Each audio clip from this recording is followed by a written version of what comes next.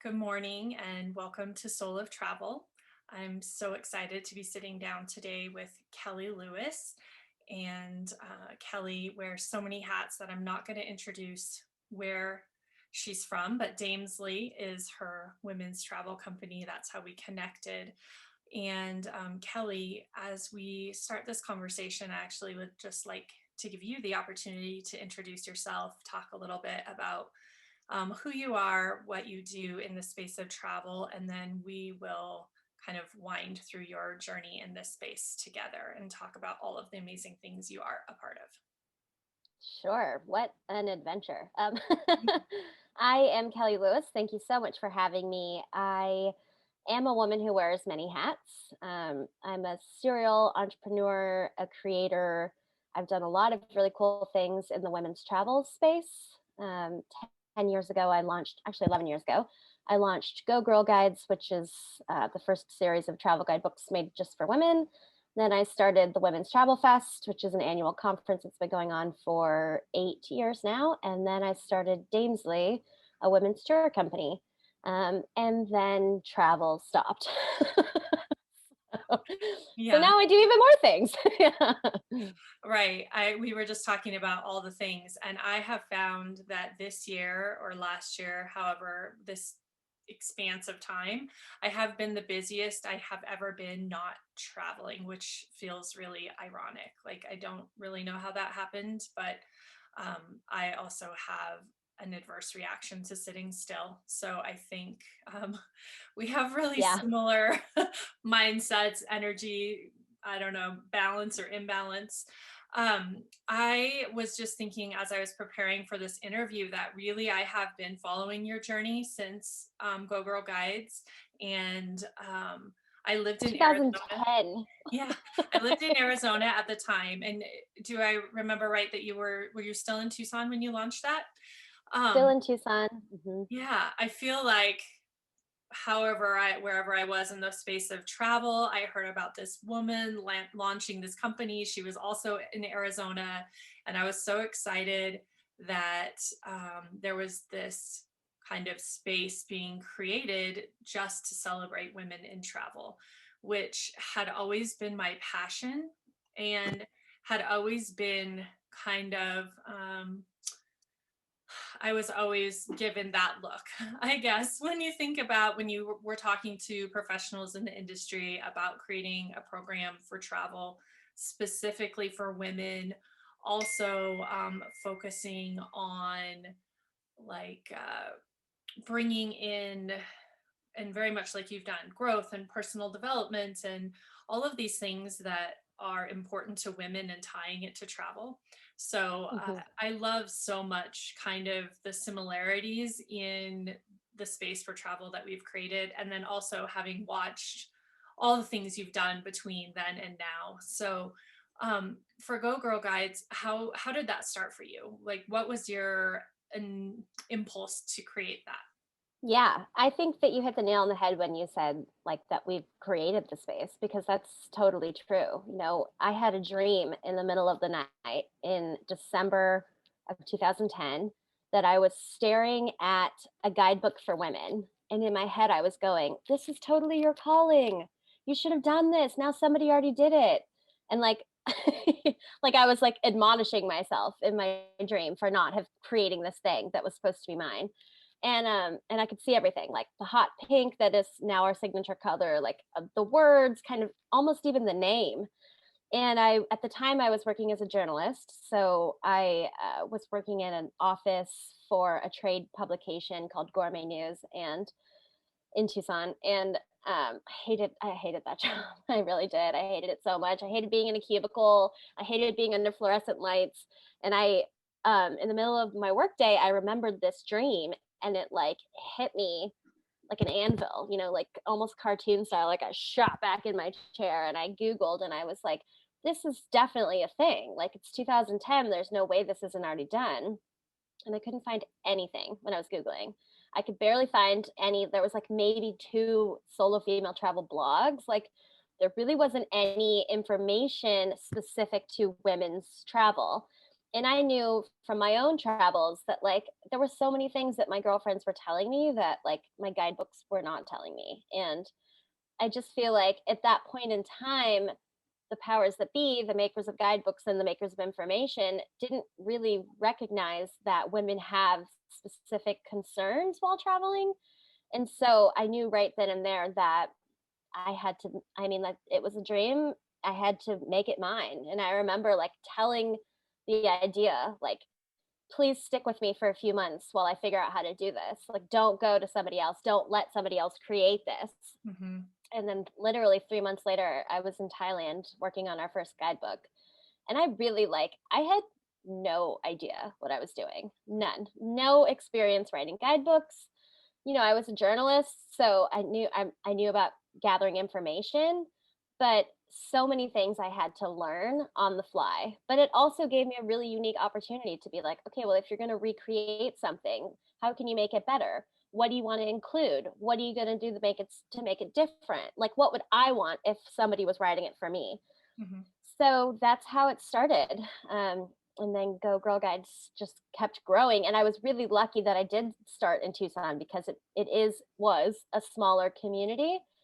And I was a journalist in that town. So like I had worked for the Arizona Daily Star and the Tucson Citizen. And so when I started creating these things, like it was a cool thing that I was doing, but it was also I was known by the media. So I got a lot of media attention. Mm-hmm. And so that was really cool way of like my town showing me that they're really proud of this, and they kind of boosted me up. And it sort of just took off. We ended up doing 3 guidebooks within like a year and a half or 2 years. And then I knew I wanted to move to New York City, so I called Penske and I said, hey, I want to move to New York City. Can I turn it into a book tour? And will you help me? Like, will you sponsor me? Because, I was broke. Like this whole time I was totally broke. I was eating like cans of tuna and beans and rice. Like I had no money. I was bartending, I was writing, I was doing everything I could to support the businesses. And so they sponsored me, and I went on a big cross country book tour and took a whole bunch of photos of the truck in front of the Grand Canyon, and like turned it into an opportunity that got me to New York City. And I also got to make my way across the country speaking to women about travel. And then when I got to New York, I was like, man, those conversations were so incredible. Like they wanted to pick my brain for hours, and the energy in the rooms of just talking about adventure and what it means to be a woman in the world. And so when I got to New York, I was like, okay, I'm doing this in a bigger way. And that's how Women's Travel Fest started. So it kind of all naturally compounded, Mm-hmm. except I also had no idea what I was doing. Yeah. I had no idea that how to produce an event, especially an event of this size. Mm-hmm. So I mean, I'm certainly a baptism by fire kind of girl. Like I learn on the go, and I am, I spend a good amount of time usually before I'm falling asleep completely freaking out about what I'm doing, but I do it anyway. And that's Yeah. that's how it goes. I love so many parts of that because I think so many of us have that paralysis of moving forward because we don't know all the steps, right? So we have this maybe a literal dream or this vision, and because we don't know how to get all the way from A to Z, we just don't even start. And Mhm. to be honest, that's part of why I hadn't launched Lotus Sojourns for so long. Like I have all of these files on my computer that say, this travel biz, this travel biz, this travel biz. And I would start, and then I was like, well, I don't know how to get all the way to like the biggest tour operator in the world. Well, clearly, I mean, that's not even the path I wanted, but it's just that that's the only place my mind kind of knew how to go. And then I just at one point was like, throw out the rest. Like, what does the next step feel like, or what feels good, and just try it. And so I think that's a really valuable lesson to share with people that are listening, that you don't actually, in the entrepreneur space, I feel like most of us don't fully know where we're going when we take off. And so Yeah, that's part totally. of the freedom and the creation, is because we don't have this fully mapped out business plan. And all of a sudden, like you said, you were writing these books and then you were having great conversations. You're like, no, this is my next like thing. This is what I'm on fire about. And you can just keep Hmm. following your own path. And so I think Yeah. it's really cool to see how that worked for you and how you really listened to what was coming up for you, what was coming up for the people you were connecting with, and kept building on that.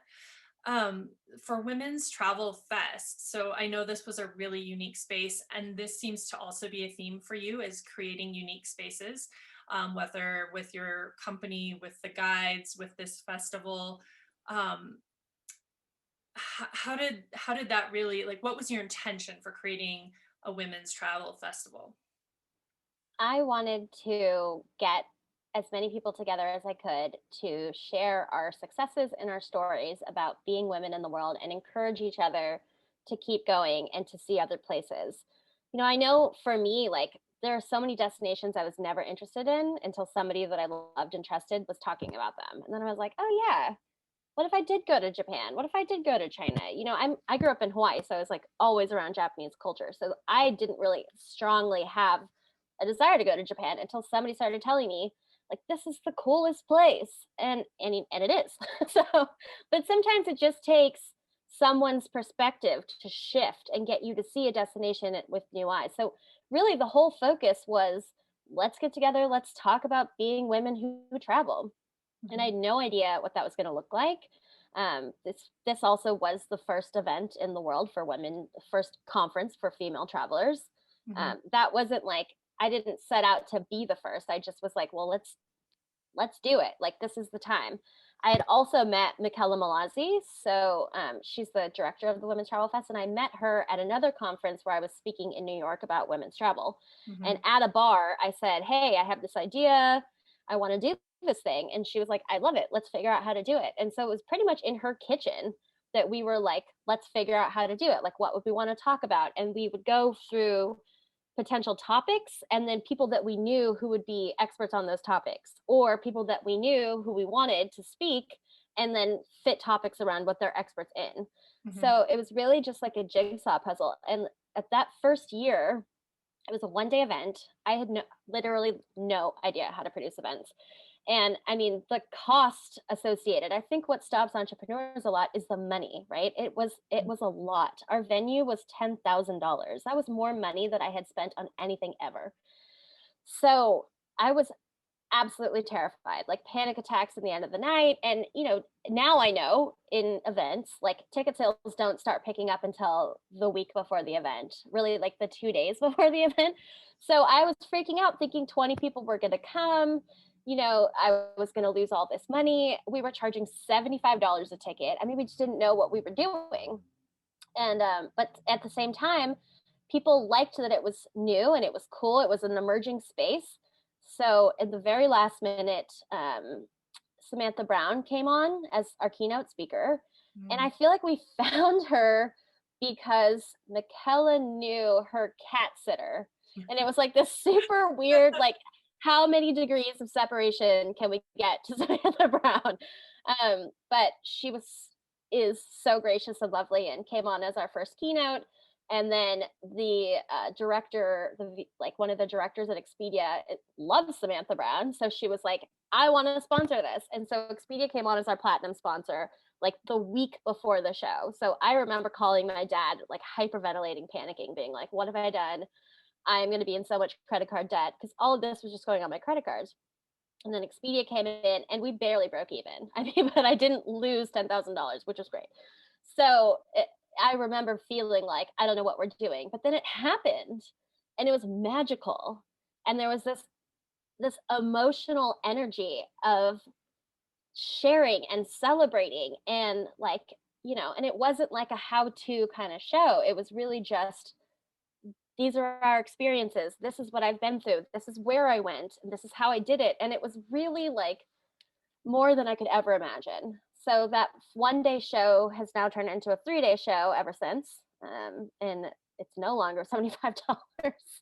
What's funny though about pricing in entrepreneurship is we were so afraid that people wouldn't come that we made it so cheap, right? But I have sold out of Women's Travel Fest every single year, ever since that first year when we charged $75, and now tickets are $397.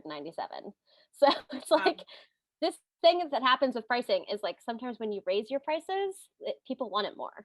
Yeah. And I like couldn't understand that because I didn't have money for a really long time. In fact, I was bartending in New York City for the first 5 years that I was there, 6 years that I was there. I had only recently quit bartending in 2018 when I decided, my businesses need me more than the bar needs me. Mm-hmm.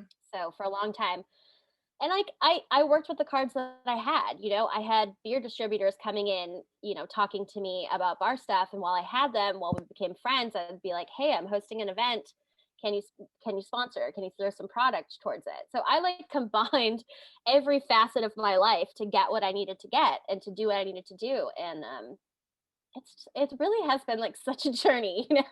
Yeah. So, Through all of these Soul of Travel conversations, that has been my favorite theme, because I always felt like this an anomaly of a person who, I've done all of these things in my life. Like, I have a background in journalism and in travel. I have a degree in sociology and criminology. I have all of these things, and they seem so disjointed.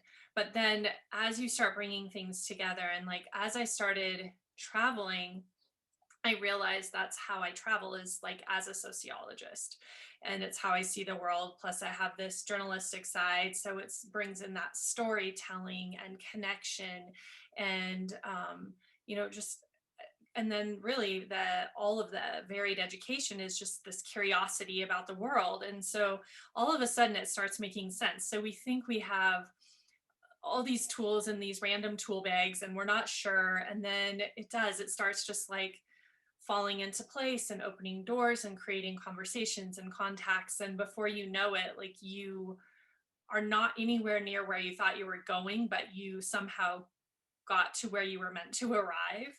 totally. And I've seen that so many times, and I think it's that ability to just um, like let go and just be carried away and see what happens. And I think also that is what creates really valuable travel experiences, is leaving space for the magic to happen, kind of like what you were saying. And um, I'm so Yeah. grateful that you created Women's Travel Fest, that you've created this conversation around women traveling, because I know for me, it has given me permission, one, to launch my own business, because when I started Googling women's travel companies and I didn't see any, I would have been like, oh, we still can't do this.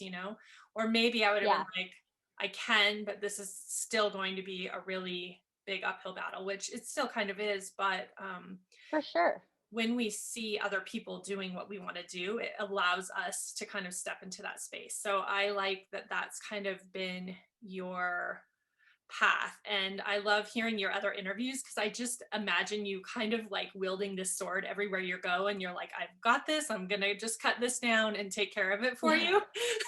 So I It really does thank kind of feel you. like that. Well, I, thank you. I mean, it does kind of feel like that, and I definitely at certain points have said to my mom, like, God, why can't I just do something that's like easy to follow? Like, why do I always have to be the one navigating these new spaces? And like, there's a lot of pressure, right? And also there's like this weird fear I think that I had in the beginning that like somebody's going to see what I'm trying to do, have more money and experience and do it better. But yeah, like people are focused on their own stuff. And if that's not their path, they're not going to follow you. So I am like, I constantly am sharing what I'm thinking about, what I'm working on. I'm very like open about the creative process because I'm not afraid that someone's going to like jump in and swoop in. And if they do, then like that's great. That's for them. And I in terms of women's travel, like in the space, I just feel like there's so many avenues for all of us, and the more we can share the better, yeah, because it did take me a really long time, and I feel like it was really hard, and it's still, I mean, in the beginning all I heard was, why do women need their own guidebooks? Like, what's different about a women's travel guidebook? Like, how do women travel differently? Usually men were saying this, but and you're constantly having to be like, I think this is a thing. I think this is what we need. I feel like this is something that I would need, my sister would need. So yeah. And then now, I mean, now 11 years later, I sometimes feel like I'm too gendery. Like, like I'm not exclusionary, but there's so many different types of travelers in the world and so many different types of people. And so yeah, so it's you never really know if what you're doing is the right thing.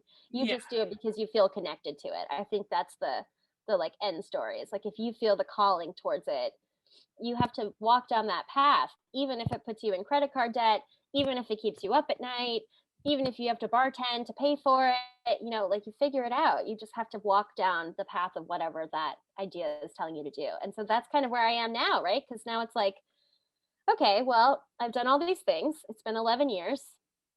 I don't know that I need to keep doing things and travel. Like maybe I need to take the ethos of who I am and push it a little bit further because I can't travel. So when you were saying like you've been very busy this year, I feel like I've been very creative this year. Like I've Mhm. never been more creative in my life, and it's almost overwhelming. Like, my my mom, I was talking to her yesterday and she's like, I think you need to just like meditate and ask the universe for what you want because you're doing so many things. Mhm. And it is hard because it it it's a blessing and a curse to have a brain that's constantly creating. Mhm. um, but you really have to get selective on what is executed and what is just an idea. And Yeah. that's sort of where I am now.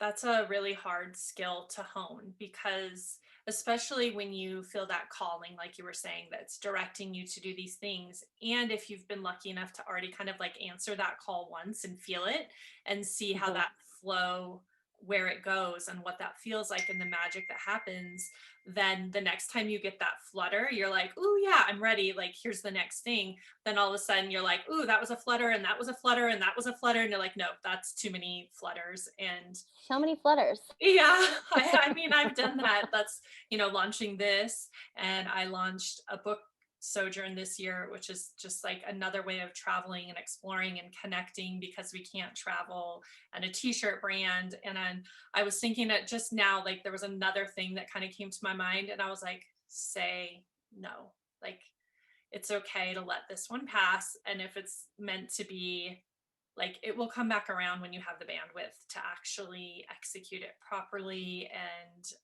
Mhm. make it yours. And I also loved the vision of you dreaming about go girl guides and then like claiming it. I think that's something that's really powerful. It's one of my favorite things from Big Magic, where it's like Mhm. all these ideas exist, right? And they're looking for a place to land. And so sometimes, if we've witnessed that, kind of what we were just saying, like we want to hurry up and grab that idea so it doesn't move on.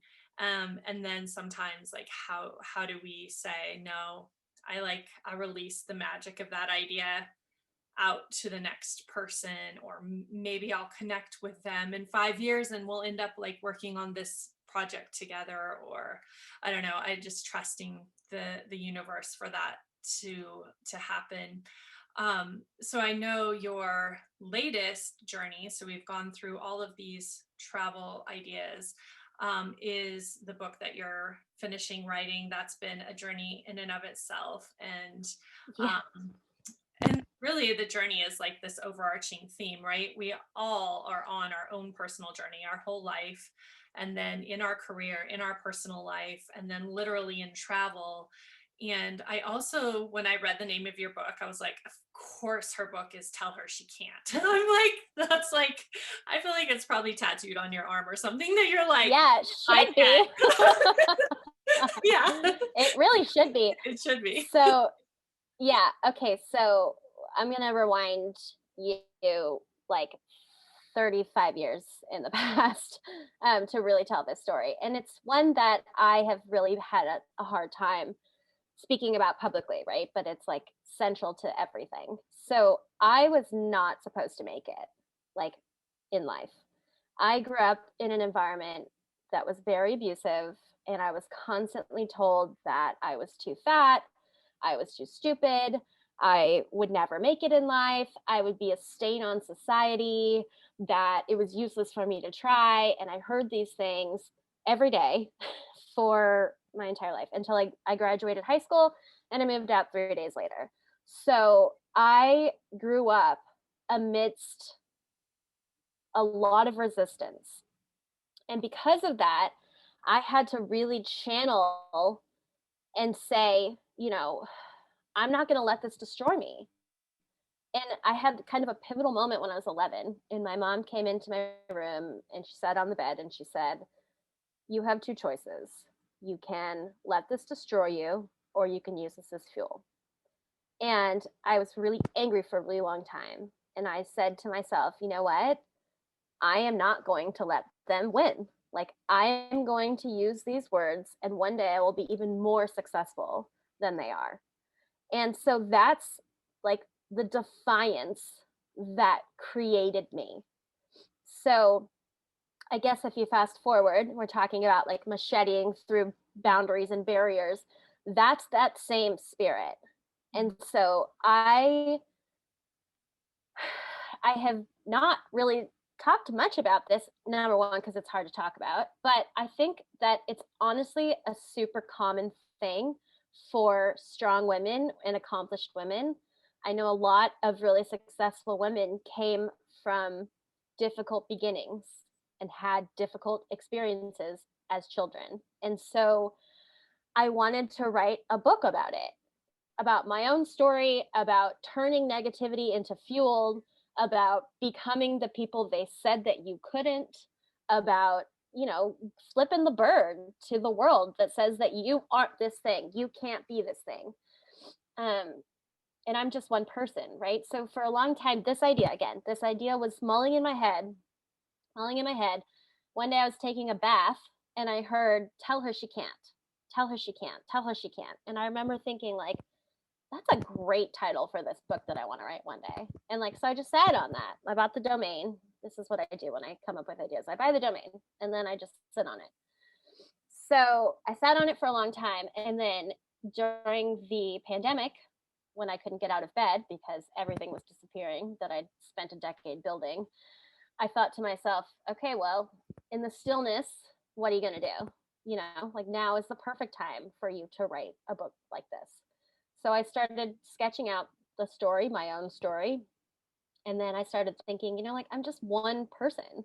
And like, what about the things that I haven't gone through? What about, women who've overcome racism or domestic violence or cancer or, teen pregnancy? Like, there's so many things that women specifically have to go through. And it's, so I started doing interviews. I started asking some women that I knew, like, that had gone through difficult things. I started talking to them about that and like what that journey looks like, because I think the inevitability of life is that at some point you're going to come up against barriers and people who doubt you and people who, for their own reasons, dim your shine. And so I started doing interviews, and then at some point it just snowballed. These ladies introduced me to other ladies who introduced me to other ladies. And I ended up talking to like over 100 different women about things that they had gone through.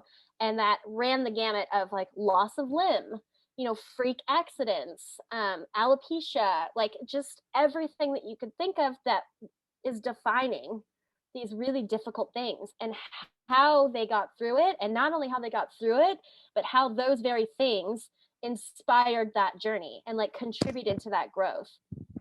So that's the book in a nutshell. I broke down, I categorized these ladies into a series of power words. So we have trailblazers, changemakers, pioneers, prevailers, champions.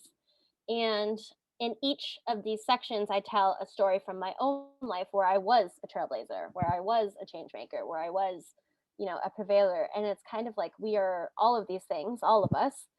And it really became like this, like a quilt. Like I felt like I was stitching together like the essence of feminine resilience. And it's so badass. And so now it's like, and then so that became a podcast, right? So now I'm launching the season 1 of that podcast soon. So this has just been a crazy journey. And in terms of publishing the book, in publishing, you have 3 options. You can self-publish, hybrid publish, or go traditional. And I've let that book kind of dictate what path it wants to be on. And so originally I was like, I'm just going to self-publish this. And then a hybrid publisher came in and said, we want to publish it. So now it's like, it's turning into a bigger project. Mm-hmm. And, but that puts a lot of stress on me to say like exactly when it's coming out. And like, I can't say that, you know, I don't know exactly because the publishing journey keeps evolving. But what I do know is this project feels very much central to who I am as a human being. Mm-hmm. And what I also know is that in taking the path of creating it, it means inevitably that I'm going to have to let go of some of the brands that I have built because I can't do it all. It's like a lateral move, right? So if I've always been in women's empowerment as it relates to travel, Mm-hmm. and by the way, like that to me is important because traveling showed me that I could. Like traveling showed me that I was strong enough to capable enough to survive in a different place and to see the world safely and successfully. So that is also a central tenet to who I am. But if I've always been in women's empowerment and travel, like it's a lateral move to be in women's empowerment and resilience, right? Because it's like, I just feel like it's kind of my mission to speak to people who are surrounded by negativity and like help them push through that because it's just bullshit when other people try to place boundaries on us. And you know, society's been doing it to women forever. So I don't necessarily know exactly the full reach of what this is going to turn into or where I'm going to go, if it's going to be coaching, if it's going to be courses. I'm just walking down the path and like seeing how it feels because I know that it's important to me. Mm-hmm. So Thank you so much for sharing that, all of that. And I know that there's so much more, but I appreciate you letting us inside of how that book came about. And as you were speaking before, you mentioned women's empowerment. Like that's very much, I could see that common thread. Like I'm like, it makes so much sense that this is inside of you and that that's where you're coming from because that's I mean, that's why I have been inspired by your work is seeing your journey. And it's always been this like, you know, I'm going to do it. And so are you. And we can do this together and very much about storytelling and connection and empowerment. And I think, like you said, travel really allows us to access some of those things. mhm. Um, and I'm sure you've had these conversations as well, but when you talk about bringing growth and transformation into the space of travel, like some people really get it and some people are like, I have no idea what you're talking about. And so then the storytelling part comes in. But when you find yourself in the craziest situations when you travel, if you're really like letting yourself be Mhm. a part of the world. And then you are, for instance, I just had an experience like riding this horse down this trail of death in Peru on a saddle that was like tied with like thread. Twine. Yeah. And Yeah. I'm like tipping sideways and one leg's half straight and one leg's all the way up. And I just was like, I will make it through this. I can't wait to see my growth. Like I'm already ready to get to the growth process. I'm like, okay, stay Yeah. in the moment. But then also I was thinking about like, I was scouting a trip and I was like, what would this be like with 8 other women all going through whatever that conversation is in their mind, thinking they can't do this. This is terrifying. This is insane. What did I sign up for? You're also at elevation, so your heart's pounding like crazy already and all of these things. And then all of a sudden that day is done and you have just done all the things you've done. Mhm. And then when you do it in community and you live through other people's stories, it's just amplified. So I love so much that like the essence of all of that has been carried through all of the work that you do and the community and space for storytelling, championing women. Very similarly, like my mission or my purpose is just that women know their importance in their life, in this place, on this planet, like no more no's. So I feel like we have a very similar, like, I'm like, it's just Yeah, enough with the no's already. Like, just yes, you totally. can. So I cannot wait um, to see where this goes for you, and being so lucky to be a part of communities that you've created. I just know the magic of those spaces. And so Yeah, it totally. really, it's hard to convey when you're talking about the magic, but It is, but I also think, and I've been interviewed a lot about these kinds of things, is like what makes your space so special? I've been in it. Why is it so different? It's different because it's not based on money. Like it's different because it's based on passion, and I'm giving because I want to, not because I'm trying to like gain anything. And mhm, like that, even, I don't know that I'm necessarily the best person to tell someone how to become a 6 or 7 figure entrepreneur, because money was never my primary focus in mhm, anything. And so, but I also think that's what makes it special. Like Women's Travel Fest, even though we have now sponsors like Uber and American Airlines, like we have a lot of big names behind us, it still feels very authentic, because at the end of the day, it's still me getting up on stage and pouring my heart out to the audience and saying, like, this is the story, this is why we're here. mhm, And it's not like for money. I mean, it's for passion. yeah, um, and now I don't know, i I'm moving into resilience and defiance, and it's like, what even is that? Like, what, how do you define resilience? How could you teach resilience? How can you encourage resilience? How can you help support women? I mean, that's always who I'm going to talk to in going through some of the bumpiest, hardest things in life, And it's like, the answer for me is, it isn't just me, like it's all of us. Like we do it collectively. mhm, And that's always been something that I feel like I have done, is like I've never just tried to be the one. Like I try to pull up, because it is about community, and like I don't pretend to know everything, but I know people who do, like right, I don't have all the answers, but I know someone who does. So yeah, um and I think like community and people, I mean, and also like it goes back to how I was raised. Like my friends were my family, the people who I spent time with. I mean, I wasn't at home, so I really had to build that support system and like build that family. And that's still what I do now. It's just virtually and usually related to travel. But everyone in travel also has a personal story of overcoming and resilience, and mhm, sometimes creating or not creating because other people told them that they couldn't. And I'm just so tired of hearing that. Like, I don't want anyone to give up on their dreams because someone tells them that they're not, they don't have the brain for it or the look for it, or, whatever it is. It's just, and also like I'm kind of tired of hearing from the same faces and voices in the world. Like, I feel like we need more people to share. And so I'm happy to help do that. And it starts by sharing my own story. mhm, And for the first half of the year while I was writing it, like I was a mess. It was really hard. It was mhm, really hard to tell these stories. And then like not knowing like what implication is this going to have on my family? Like what is my mom going to think about this? But what I found is that in talking and sharing, like she and I have never been better. Like when I finally told her some of the specific memories and stories that I have, we got to heal, like she and I. mhm, And I could have never imagined that.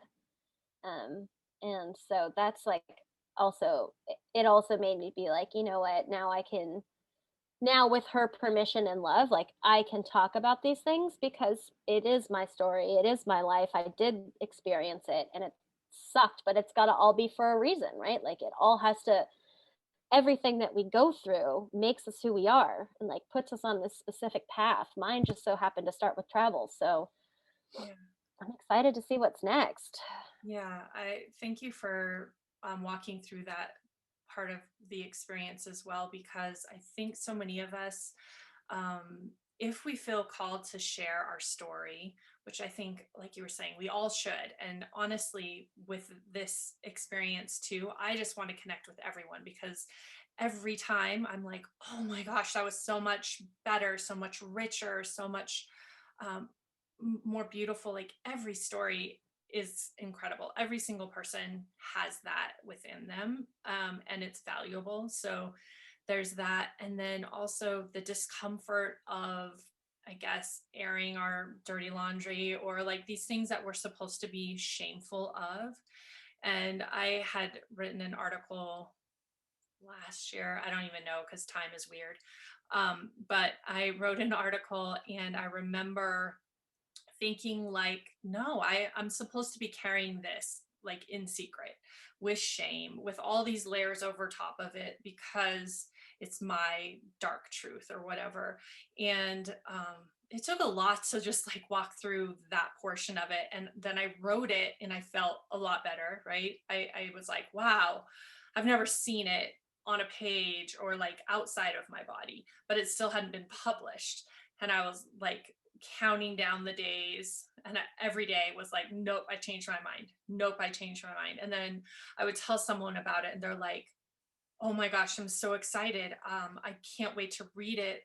Or then once it finally published, it was like this, like such a weight of hiding that or like just not Mhm. acknowledging it was released. And then people started reading it and saying, like it literally was at the time of Me Too. So it was literally like getting texts of Me Too.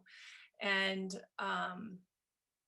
that was huge. Like Mhm. I had to wrestle with, I didn't know that my story was like the most difficult or the most challenging or the most awful or the most all the most things. Right.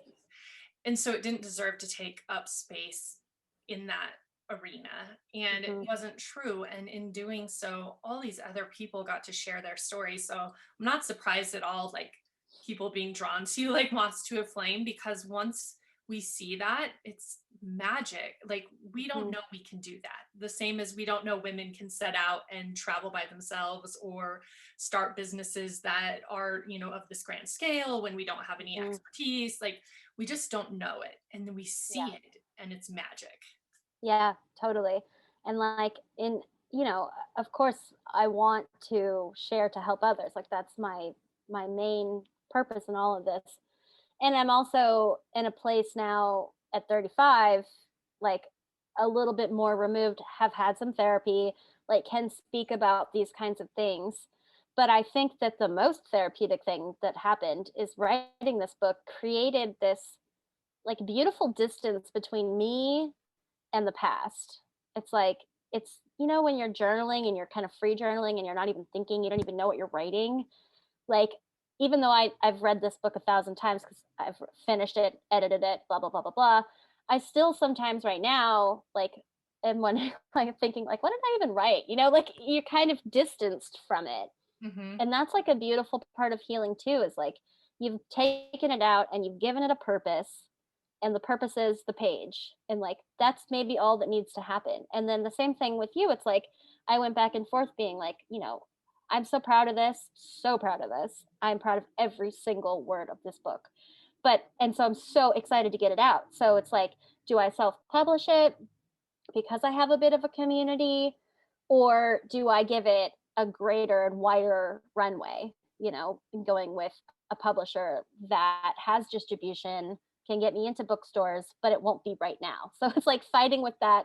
I'm not a very patient person. Like I hate waiting. So that's also the thing is like when I create, I want to create right now. And so it's really been a journey of like, the book's going to come out when it's time to come out. And I think right now that's looking like next fall, because I'm not going to self publish it. And when it comes out, I'm hopeful that what I can do in the next 18 months is create a really beautiful landing for it in, developing work around building resilience so that when the book comes out, it's like, think like a little cherry on top. Yeah. Because I'm so not patient, but I will be totally like, I'm excited for people to read it.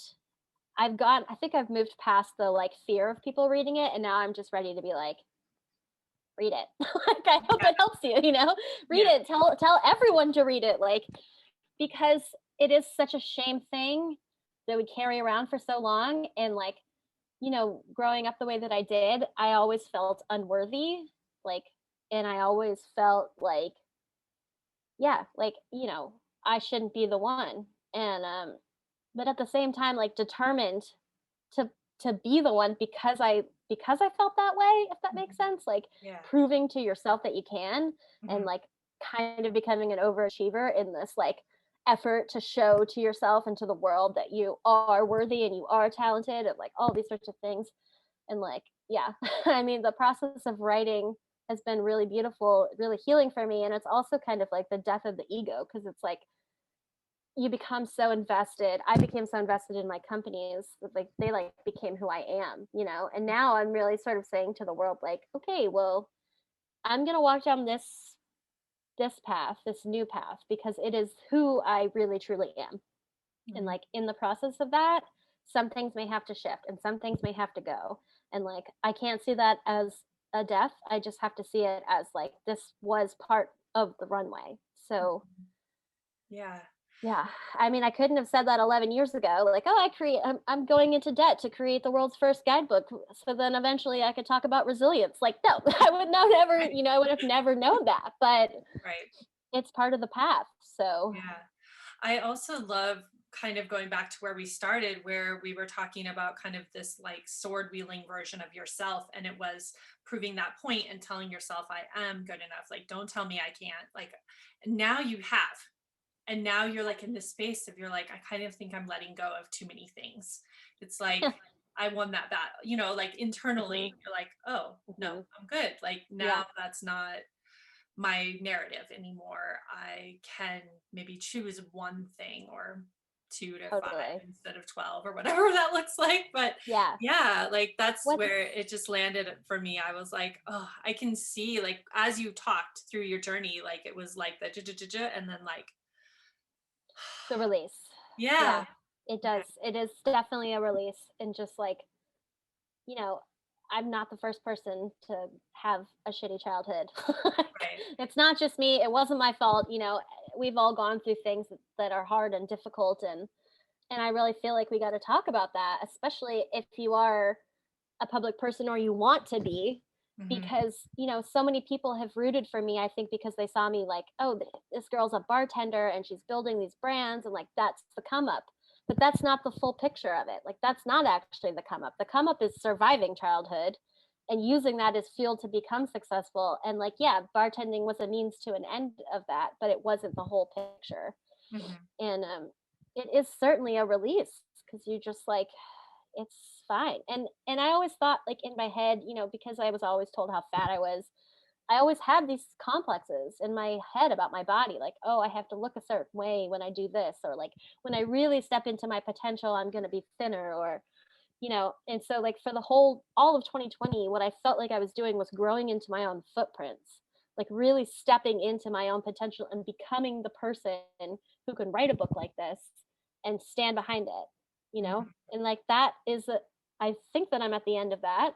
But I definitely remember throughout 2020 like having panics on Instagram and just talking about it and being like, am I worthy enough to be the creator of this work? Like, am I enough? um like that's going to be a forever thing that I think. And those are like always thoughts that I have to fight against because of how I grew up. And what's funny is that my name in Gaelic means warrior woman. So like it makes a lot of sense, right? Because I feel like I was always like, Hmm. fighting my way through. And now maybe my purpose is no longer to keep fighting. Maybe my purpose is to support others in that fight. And like maybe my purpose is to help be the light, especially for women who are surrounded by darkness, especially for young girls who are surrounded by darkness. Because if I had had someone that I could really look up to when I was a kid, I I would have been a lot easier Yeah. to know, like, this doesn't define you, and like you get to create what future you want. Because I could have very easily gone down another path. Like I could have very easily. I remember my mom saying to me one day, like, I'm glad that you never found drugs and you never really got hooked there, because I wouldn't have blamed you. Like, it wouldn't have been, it's not, addiction is obviously no one's fault ever, but like my life could have taken a different direction Right. had I not been so damn determined to prove everyone wrong. Right. So I guess I'm happy that I'm stubborn. Yeah. Yeah. Oh, this is just thank you so much for really sharing. I it's important. It is so important. So I feel privileged to have shared this space with you and to bring this conversation to anyone who's listening to Solo Travel, and to kind of be at the doorstep of this becoming a bigger part of your journey. And I cannot wait to see where it goes. Like I've said, I've kind of been a Kelly fan all along, and I'm so excited to just Thank you. this next version of you to step onto the stage and keep going. Step into those footprints. Yeah, Yeah, that's a beautiful I'm image. excited too. Yeah, I know it is. It really does feel like that. It's like a footprint in the sand that you're kind of like moving Yeah, into. But thank yeah. you so much for the time, and I'm always happy to know you, and I'm super honored that my life brought me here. Thank So you. Well, on that note, I think that's just the most perfect place to end this conversation. And when your book releases, I can't wait to have you back so we can talk about what this 18 months will have yeah, you through. totally. And if anyone's watching and wants more information, you can always go to tellhershecant.com or follow Tell Her She Can't on any of the social platforms. Excellent. And I'll And be I will posting updates. thank you for saying that. I will also share all of your information from your past journey to this point and forward in the show notes and everything so people can find out more about you as well. Thank you. Yeah, what a ride. This has been really fun. I'm grateful for the opportunity. Thank you.